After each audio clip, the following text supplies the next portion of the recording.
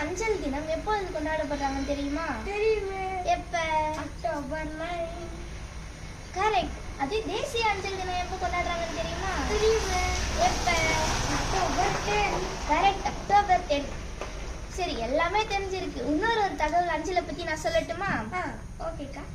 இந்திய அஞ்சல் வந்து 1854ல டல்கௌசி பிரபுவால நிறுவப்பட்டது. உனக்கு நம்ம போஸ்ட் லெட்டர்ஸ்லாம் போடுவோம்ல, அந்த போஸ்ட் பாக்ஸ் வந்து 3 கலர்ல இருக்கு. என்னென்னு தெரியுமா? தெரியாது. சரி, பார்க்கலாமா? ஃபர்ஸ்ட் ரெட் கலர், இது வந்து நம்ம உள்நாட்டு தபால் பெட்டி. அடுத்ததா கிரீன் கலர், இது வந்து உள்ளூர் தபால் பெட்டி.